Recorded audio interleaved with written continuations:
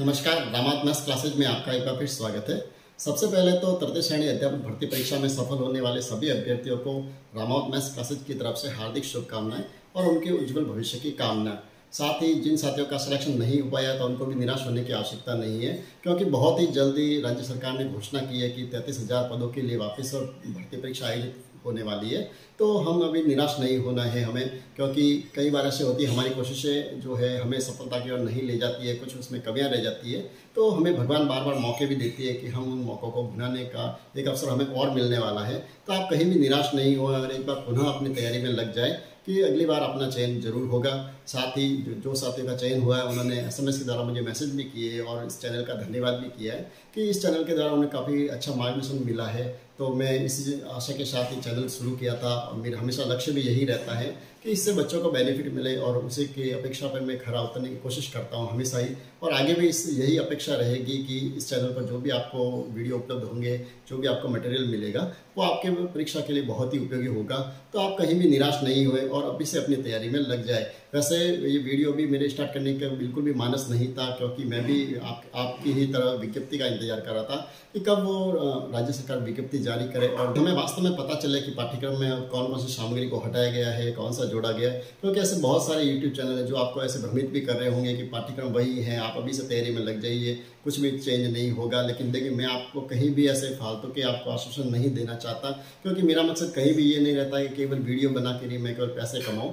मेरा केवल एक ही उद्देश्य है कि इस चैनल के द्वारा आपको जो भी थोड़ा सा भी अगर आपको इसका बेनिफिट, अगर आपकी परीक्षा में आपको अगर सहयोग मिलता है तो ये मेरे लिए बहुत बड़ा धन है। तो इसी लक्ष्य को लेकर ही मैं इस चैनल को शुरू किया है और वीडियो भी बना रहा हूँ। तो ऐसे मैं अभी आपको ये तो चैलेंज के साथ नहीं कह सकता कि पाठ्यक्रम पूरी तरह से वही रहेगा जो रीट 2022 में आया था, या उसमें कुछ बदलाव होंगे। वास्तव में तो हमें तभी पता चल पाएगा जब राज्य सरकार की तरफ से या माध्यमिक शिक्षा बोर्ड की तरफ से रीट की जब विज्ञप्ति निकलेगी, तब हमें वो सही से मालूम होगा। लेकिन काफ़ी छात्रों के ऐसे मैसेज आ रहे हैं कि सर पाठ्यक्रम तो ज़्यादातर बदलता भी नहीं है, और मुझे भी पता है कि ज़्यादा कुछ चेंजेज जो इसमें होने वाला नहीं है। फिर हर बार जो रीट आयोजित करता है तो उसमें बहुत थोड़ा बहुत तो परिवर्तन करता है, तो उसी परिवर्तन को लेकर हम बैठे भी नहीं रह सकते, हम अपना समय व्यर्थ नहीं कर सकते। तो काफ़ी बच्चों के ऐसे मैसेज आ रहे हैं कि सर आप वीडियो बनाना शुरू कर दीजिए, अभी जो पुराना जो पाठ्यक्रम उसी पर आधारित एक बार पुनः आप वीडियो बनाइए ताकि हमारी जो तैयारी वो सुचारू रूप से कंटिन्यू हो सके। तो इसी को ध्यान में रखते हुए मैंने भी वीडियो बनाना शुरू कर दिया। और जब हालांकि मुझे भी इतना विश्वास है कि पाठ्यक्रम में शायद कुछ बदलाव होने वाला नहीं है, फिर भी अगर बदलाव उसमें होगा तो मैं आपको समय पर ही उस वीडियो में बता दूंगा। तो आपको कहीं भी ऐसे भ्रम में रहने की जरूरत नहीं पड़ेगी। साथ ही आपसे एक और निवेदन कर दूं कि अगर आप इस चैनल पर पहली बार आए हैं, आप वीडियो को पहली बार देख रहे हैं, तो आप इस चैनल को एक बार सब्सक्राइब कर दीजिए। साथ ही जो बेल आइकन है आप उसको भी प्रेस कर दीजिए, ताकि इस रेट से संबंधित जो भी आपको वीडियो मिलेंगे उसका नोटिफिकेशन आपको समय पर मिल जाएगा और आप कहीं भी वीडियो से वंचित नहीं होंगे। साथ ही एक और निवेदन ये रहेगा कि आपके ही साथी ऐसे बहुत से हैं जो इस बार हो सकता है कि आपकी ही तरह वंचित रह गए हो परीक्षा से, या कुछ ऐसे साथी भी हैं जो पहली बार इस परीक्षा को देने के लिए तैयार हुए हैं, तो उनको भी ये वीडियो उपलब्ध हो सके। तो आप अगर आपको वीडियो अच्छा लगे तो आप लाइक जरूर करें और साथ ही अपने साथियों के साथ शेयर भी करें ताकि उनको भी बेनिफिट मिल सके। नए जो साथी हैं उनको मैं बता दूं कि इस चैनल पर आपको कहीं भी अनावश्यक बातचीत कहीं दिखाई नहीं देगी। हम केवल टॉपिक पर पॉइंट टू पॉइंट ही बात करेंगे, बहुत ही संक्षिप्त में हर चीज़ को समझाने की पूरी कोशिश करूंगा इसे। तो आपसे ये निवेदन हमेशा रहेगा कि आप जब भी वीडियो देखें तो अपने साथ में कॉपी और पेन लेके जरूर बैठे, क्योंकि आपको बहुत सी चीज़ ऐसे लगेगी जो आपको शायद नोट करनी चाहिए, क्योंकि हर चीज़ तो हमारे जहन में हमेशा के लिए स्थायी रूप से नहीं रह सकती। कुछ तो ऐसा होगा जिन्हें हमें बार बार रिपीट करना पड़ता है। तो जब वो लिखा हुआ होगा तो वह हमारे उसको हम जल्दी से रिपीट कर पाएंगे। जब भी आपको याद हो तो उसको हम टटोल कर देख सकते हैं कि हमें कौन सी चीज़ ऐसी है जो हमें मिस हो गई है। तो आशा करूंगा ये वीडियो भी आपके लिए उतना ही उपयोगी होगा जितने पुराने वीडियो आपके लिए उपयोगी हुए। हाँ, साथ ये भी कह दूं कि आप पुरानी वीडियो को भी जरूर देखें, क्योंकि ऐसा कुछ भी नहीं है कि ये हमारे लिए पुरानी वीडियो कोई उपयोगी नहीं है, उसमें भी आपको बहुत कुछ सीखने को मिलेगा। तो चलिए हम बिना समय गवाए आज का वीडियो शुरू करते हैं।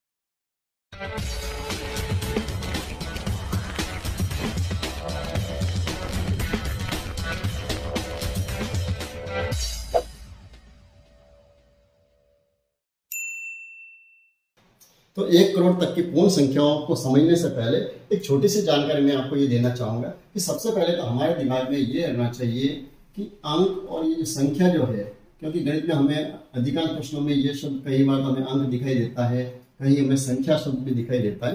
तो सबसे पहले तो इन दोनों के बीच में हमारा कंफ्यूजन दूर होना चाहिए, ताकि उसके बाद में हम प्रश्नों की भाषा को अच्छे से समझ पाएंगे कि हमें वास्तव में प्रश्न में करना क्या है। तो सबसे पहले हम बात करें कि अंक क्या चीज है।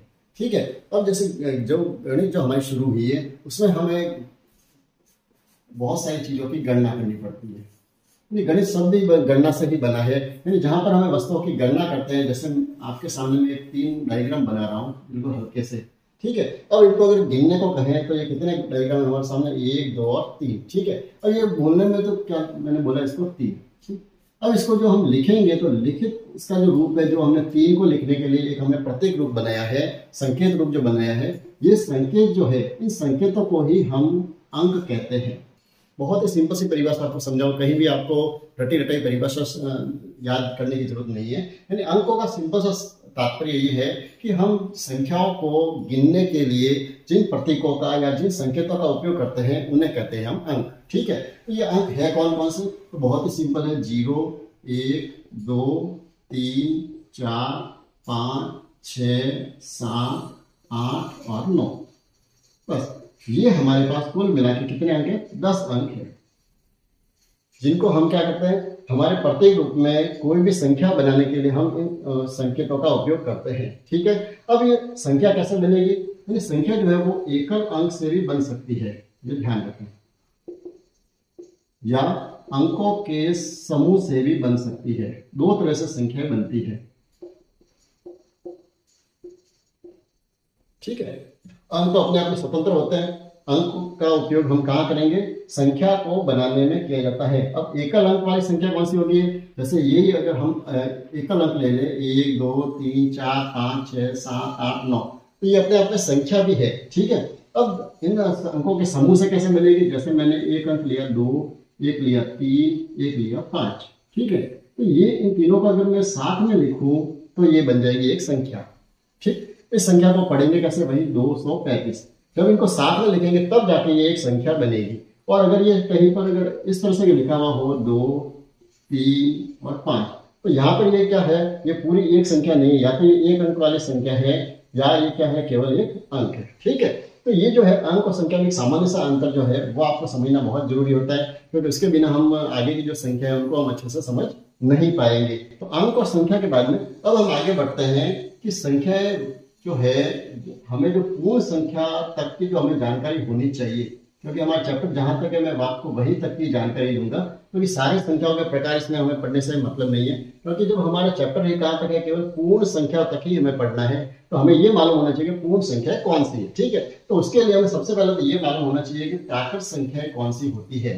ठीक है, तो प्राकृत संख्या कौन सी होगी, प्राकृत शब्द देखो सिंपल सा नाम जो है वो प्राकृत यानी ये प्रकृति से बना है, और प्रकृति में जितनी भी चीजें हैं उनको हम जहां से गिनना शुरू करते हैं वो है हमारी प्राकृत संख्या। बहुत ही सिंपल सा है, यानी गणना शुरू कहां से होती है, जितनी भी चीजें, जैसे आपके सामने मैं ये डायग्राम बना रहा हूँ। ठीक है, सर्कल बनाए मैंने छोटे, अब इनको आपको कहा जाएगा इनको गिनकर बताइए ये कितने हैं, तो हम गिनना कहां से शुरू करेंगे, 1 2 3 4 5 6 7।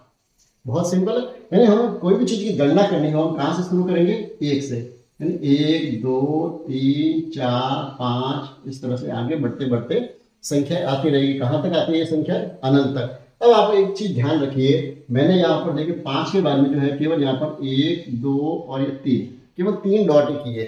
यानी कई बार आपको बहुत सारी गाइडों में इस तरह से लिखी हुई संख्या भी मिलेगी, जैसे 4 5 उसके बाद में इस तरह से लिखा हुआ हो। अब इसमें और इसमें भी थोड़ा सा अंतर है, क्योंकि जहां आपको गणित की अगर पूर्ण रूप से जानकारी नहीं हो तो हम इसको ऐसा भी लिखते हैं, लेकिन ये जो 3 जो डॉट बनाते हैं 1 2 और 3, इसका संकेत ये है, इसको अनंत कहते हैं। ये अनंत को प्रदर्शित करने का एक संकेत है। तो जब आपको प्राकृत संख्या शो करनी है तो हम कैसे करेंगे, 1 2 3 4 5, उसके बाद मैंने 3 डॉट लगा दिए, मतलब ये कहां तक है, अनंत तक। यानी 1 से प्रारंभ होकर जो संख्या होती है अनंत तक, वो क्या कहलाती है, प्राकृत संख्या। ठीक है, अब आती है उससे आगे दूसरा जो नाम आता है वो होती है पूर्ण संख्या, जो हमारा चैप्टर यहाँ से शुरू होता है। यानी पूर्ण संख्या कौन कौन सी है, यानी सारी जो प्राकृत संख्या है वो सारी की सारी पूर्ण संख्या है, ये आप ध्यान रखना। वैसे प्रश्न कथन वाले कई बार आते हैं एग्जाम में कि पूर्ण संख्या क्या प्राकृत संख्या है, या प्राकृत संख्या जो वो सारी पूर्ण संख्या है या नहीं है, तो ये हम चकराने के लिए देते हैं। लेकिन उसमें अगर हमें कॉन्सेप्ट क्लियर होगा तो हम कहीं नहीं अटकते। तो पूर्ण संख्या कौन सी होगी, जो प्राकृत संख्या का जो समूह है, गणित की भाषा में इसको क्या कहते हैं, समूह या समुच्चय। ठीक है, दोनों ही सब कहते हैं। तो अब पूर्ण संख्या कौन सी है, अगर इस प्राकृत संख्या में हम 0 को भी साथ में लिख दें, ठीक है, तो ये बन जाएगी पूर्ण संख्या। यानी पूर्ण संख्या हमें जो पढ़नी है 1 करोड़ तक की पूर्ण संख्या का तात्पर्य ये है, क्योंकि ये सारी संख्या जिसमें आ गई, तो कौन सी संख्या है जो नहीं है, 0 से जो छोटी जो संख्या होती है, यानी -1, -2, -3, -4, जितनी भी ये ऋणात्मक संख्या है, इन संख्याओं के बारे में हमें अभी अध्ययन नहीं करना है। तो इन संख्या को जब शामिल कर लेते हैं तो वो क्या बन जाता है, पूर्णांक। यानी कहने का तात्पर्य हमें पूर्णांकों का अध्ययन नहीं करना है, हमें क्या करना है, केवल पूर्ण संख्या जो है करोड़ तक की, उनको ही हमें इस चैप्टर में पढ़ना है। ठीक है, तो इतनी चीज जब क्लियर हो जाएगी तब हम इस चैप्टर को बहुत अच्छे से समझेंगे। चलिए अब आगे बढ़ते हैं। पूर्ण संख्या के जो प्रश्न है वो किस तरह से आएंगे। पहला जो प्रश्न बनता है वो बनता है हमारे अंकों से संबंधित, यानी जितनी भी पूर्ण करोड़ तक की जो पूर्ण संख्या है उसमें हमें अंकों पर आधारित कुछ प्रश्न ऐसे पूछते हैं। जैसे मान लिया हम सबसे पहले हमें ये जानकर होने कि कितने अंकों वाली कितनी संख्या, अंकों से संख्या कैसे, जैसे मैं आपके सामने एक एग्जाम्पल लिख रहा हूँ 3, 7, 5, 2 और 0। ठीक है, ये एक संख्या है, ये कितने अंकों वाली संख्या है, तो हम इसको अंक गिनेंगे तो हम 1, 2, 3, 4 और 5, तो ये हो गई कितने अंकों वाली संख्या होगी, ये 5 अंकों वाली संख्या। ठीक है, तो ये हमें मालूम होना चाहिए कि जब अंकों से पूछिए तो हमें ये ध्यान रखना है, जैसे 5 अंकों वाली संख्या पूछी है तो उसमें अंक कितने होने चाहिए, 5, कोई भी 5 अंक हो सकते हैं, उसमें हमें कई ये ध्यान रखना है उसमें 5 लिखा हुआ होना चाहिए। ठीक है, अब सबसे पहले तो देखें कि संख्या जो है वो कितनी है। सबसे पहले हम बात करें कि 1 अंक वाली कितनी संख्याएं होती है। ठीक है, तो 1 अंक वाली संख्या तो हमें सिंपल सा याद है, 1 से लगाकर 9 तक की जो संख्या है वो सारी कितनी है, जिसमें 1 अंक है, यानी एक ही उसमें अंक दिया हुआ, कितनी संख्या है, ऐसे कुल मिलाकर 9 संख्या। ठीक है, और अगर हमें ये पूछा जाए कि 1 अंक की सबसे छोटी संख्या कौन सी है, तो उसमें आप ध्यान रखें कि जब संख्या पूछे उसमें आपको कहीं भी 0 नहीं लिखना है। संख्या शुरू कहाँ से होती है, 1 से शुरू होती है, तो सबसे जो छोटी संख्या होगी वो होगी 1, और 1 अंक की सबसे बड़ी संख्या कौन सी होगी, 9। ये तो बहुत सिंपल सा है, क्योंकि ये टेबल बनाने से हमें क्या फायदा होगा कि हम ऐसे जो प्रैक्टिस जब करेंगे बुक में तो आपको फिर भविष्य में कभी दिक्कत नहीं आएगी कि अंकों में हम कहीं कंफ्यूजन नहीं होंगे कि कितने अंकों वाली संख्या है, या सबसे बड़ी संख्या कौन सी है, या उसकी सबसे छोटी संख्या कौन सी बनेगी। ठीक है, अब बात करें 2 अंकों की बात करें तो 2 अंकों वाली संख्या कौन कौन सी होती है, यानी 1 से जो शुरू करें 9 तक तो सारे कितने हैं, 1 अंक वाली संख्या। अब 2 अंक कहां से शुरू होते हैं, 10 से, जिसमें 1 और 0, ये कितने अंक हो गए, 2 अंक। इस 10 से लगाकर जब हम काउंटिंग शुरू करते हैं तो 99 तक, क्योंकि 100 होते कितने अंक हो जाएंगे, 3 अंक, तो 99 तक की जो संख्या है वो सारे कितने अंकों वाली है, 2 अंकों वाली। अब 2 अंकों वाली कितनी संख्या है, 99 में अपन 9 ये कम कर दो, यानी पीछे बची है 90 संख्या। कितनी संख्या, 90 संख्या। अब वही प्रश्न, अगर 2 अंकों वाली सबसे छोटी संख्या पूछी जाए तो कौन सी है, 10, और सबसे बड़ी से बड़ी संख्या कौन सी हो जाएगी, 99।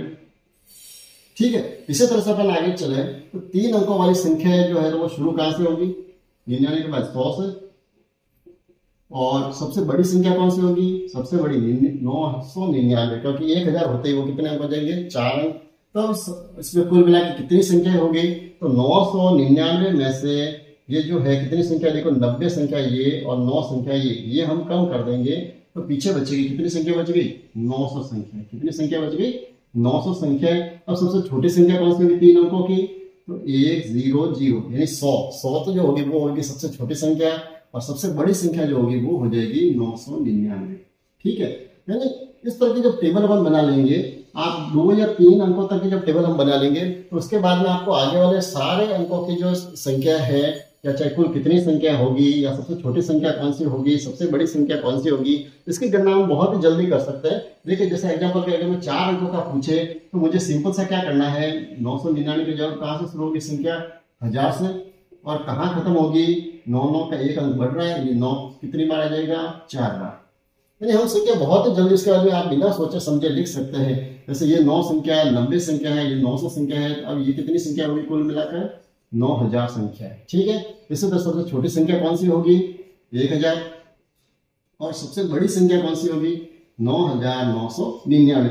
यानी कहने का तात्पर्य कि आप जब भी हमें, अब सामान्य से आपको दिमाग में यह आ गया होगा कि जब हमें सबसे छोटी संख्या लिखनी है जितने अंकों की, तो उसमें हम क्या करेंगे, एक के बाद में हम उतने शून्य लगा देंगे जितनी बड़ी संख्या हमें पूछी है।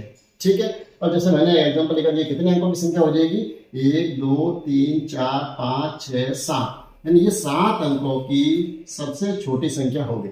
ठीक है, अगर हमें ये इसका विपरीत पूछे कि 7 में सबसे बड़ी संख्या बताइए, तो बड़ी संख्या के लिए तो बिल्कुल सिंपल सा है कि हमें 9 कितनी बार लिखना है, 7 बार। तो 7 बार लिखते ही हमारे सामने सबसे बड़ी संख्या आ जाएगी। यानी जब ये हमारे कॉन्सेप्ट जब क्लियर होंगे तब हमें कहीं भी इनको रखने की आवश्यकता नहीं पड़ेगी, याद करने की आवश्यकता आपको नहीं पड़ेगी। अब जब छोटी संख्या पूछे तो भी अपन निकाल सकते हैं, सबसे बड़ी संख्या पूछे तो भी हम याद कर सकते हैं, और कुल कितनी संख्या होगी तो वो भी आप सीधे कैलकुलेशन कर सकते हैं। 1 अंक वाली है तो 9 संख्या होगी, 2 अंकों वाली है तो उसके पीछे आप 0 लगा दीजिए। अब जैसे अगर सीधा आपको पूछा जाए कि 8 अंकों वाली कुल कितनी संख्या होती है, ठीक है, अब वहां आपको इतना काउंटिंग करने की जरूरत नहीं कि कहां से शुरू होती है कहां पे खत्म होती है। हम सीधा ये देखेंगे जैसे 4 अंकों वाली संख्या थी, इसमें हम कितने 1 2 3 और 4, तो 8 अंकों वाली संख्या में भी कितने अंक होंगे 1 2 3 4 5 6 7 और ये आगे 9। इतनी संख्या हो जाएगी 8 अंकों वाली कुल संख्या। यानी एक सारणी बनाना तो मेरा उद्देश्य ये नहीं है आपको याद करवाना, मेरा हमेशा टारगेट यही रहता है कि हम हर चीज को बहुत ही बेसिक तरीके से सीखें। सीखने के बाद फिर आपको हर प्रश्न आपको आसान लगेगा, कितने ही प्रश्न की भाषा को घुमा देंगे, आपको कहीं भी चकराने की जरूरत नहीं पड़ेगी। तो आप चैनल के साथ बने रहिए, आपको जो भी अच्छा लगे उसे मैं हमेशा कहता हूँ आप उसको नोट जरूर करें। ठीक, आगे बढ़ते हैं। और अंकों से संबंधित कुछ ऐसे जो प्रश्न है जो आपके एग्जाम में कई कॉम्पिटिशन एग्जाम में कई बार आते हैं, तो ये हम छोटा सा जैसे हम 1 से लगाकर 100 तक की संख्या की इसमें बात करें तो एक छोटा सा प्रश्न ये आ सकता है कि 1 से लगाकर 100 तक की जो संख्या है उसमें कुल मिलाकर अंकों की संख्या कितनी होती है, यानी कितने अंक है। यानी अभी हमने जो देखे थे 1 से लगाकर 9 तक कितने 1 अंक वाली कितनी संख्या थी, कुल 9। उसके बाद में 2 अंकों वाली कितनी संख्या है, 10 से लगाकर 99 तक कितनी संख्या है, 90 संख्या। और उसके बाद में 3 अंकों वाली कितनी संख्या है इसमें, 1। ठीक है, ये तो थी संख्या है, क्या थी, ये तो हम बात करें संख्याओं की कि अगर हमें संख्या पूछी जाए कि 1 अंक वाली कितनी संख्या है तो 9 संख्या है, 2 अंकों वाली कितनी संख्या है 90 और 3 अंकों वाली कितनी संख्या है 1। ठीक है, लेकिन यहाँ पर मैंने जो प्रश्न पूछा आपको वो ये पूछा है कि कुल अंकों की संख्या बतानी, यानी कुल मिलाकर उसमें कितने अंकों का उपयोग हो रहा है। तो 1 अंक वाली कितनी 9 संख्या, मतलब उसमें कितने अंक होंगे 9 अंक होंगे। उसके बाद में 2 अंकों वाली कितनी संख्या है 90, यानी 90 के डबल कितने होंगे 180 अंक ये हो गए। और उसके बाद में 3 अंकों वाली कितनी संख्या, 1 संख्या यानी 3 अंक ये हो गए। यानी कुल मिलाकर कितने अंक हो गए प्रयोग इसमें 9 3 12 हासिल 1 8 और 1 9 192। यानी कुल अंकों की संख्या 1 से लगाकर 100 तक में कितनी आएगी 192। यानी हमें कहीं भी चीज को रटना नहीं है, हर चीज को हमको समझना है।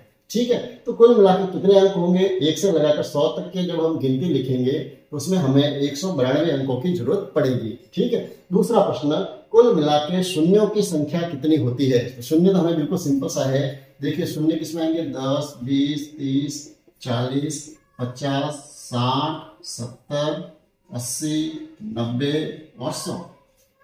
शून्य केवल इन्हीं में आता है। कितने शून्य होंगे देखिए 1 2 3 4 5 6 7 8 9 10 और 11। यानी कुल मिला के कितनी संख्या हो जाएगी, हमको शून्य वाले कितनी संख्या कुल मिलेगी 11 शून्य हमें 1 से लगाकर 100 तक की गिनती में मिलेंगे। ठीक है, अब हमें ये काउंट करना है कि 1 अंक वाले कुल कितनी संख्याएं होती है। तो जितनी संख्या ये देखिए आप 1 अंक वाले हर अंक की एक सीरीज होती है और एक दूसरे अंक जो होते हैं सिंगल अंक भी होते हैं। तो कुल मिला के अन्य जो अंक अन्य अंकों का जब पूछे तो आप याद रखें 20 अंक, हर एक के कितने अंक होते हैं 20। यानी अगर हमें ये पूछा जाए कि 1 से 100 तक की गिनती में 2 कितनी बार आता है या 3 कितनी बार आता है या 4 कितनी बार आता है, ये सब तो आते हैं कितनी बार 20 बार। अब केवल एक जो ऐसा है वो एक 100 जो अंक 3 अंक वाला 1 अंक एक्स्ट्रा आता है, वो जो है एक की जो आवृत्ति होती है वो कितनी बार होती है 21 बार। ये आप याद रखें। ठीक है, तो बहुत छोटा सा प्रश्न है क्योंकि मैं नहीं चाहता कि हमें कोई भी छोटी सी ऐसी जानकारी जिसकी जानकारी आपको नहीं हो और उसके कारण हमारा एक नंबर भी अगर उस प्रश्न में कटता है तो बहुत दुख होगा। क्योंकि इतनी तैयारी करने के बावजूद भी कई बार छोटी छोटी जो ये गलतियां होती है वो अक्सर रह जाती है। हम बड़े स्तर पर तैयारी करते हैं और कुछ छोटे जो प्रश्न कई बार बेसिक प्रश्न भी आते हैं, क्योंकि लेवल फर्स्ट में मैंने ज्यादातर देखा है कंपटीशन एग्जाम में जो प्रश्न आते हैं उसमें बेसिक से जुड़े हुए थोड़े अच्छे प्रश्न जरूर बनाते हैं। तो वहां पर हमको ये बेसिक जानकारी होनी बहुत जरूरी है। तो हम जितने भी वीडियो मैं जो बनाता हूँ उसमें आप ध्यान रखें, सबसे पहले मैं सारे ही बेसिक से संबंधित वीडियो बनाता हूँ, फिर उसके बाद में जो विषय वस्तु है उस पर आधारित हम वीडियो बनाएंगे और उसके बाद में जितने भी अभ्यास प्रश्न है अच्छे अच्छे तो उन अभ्यास प्रश्नों से संबंधित अपन वीडियो बनाएंगे। तो आप चैनल के साथ बने रहिए, कहीं भी आपको चैनल को छोड़ के अन्य किसी भी गाइड पढ़ने की भी मुझे नहीं लगता आपको शायद जरूरत नहीं पड़ेगी।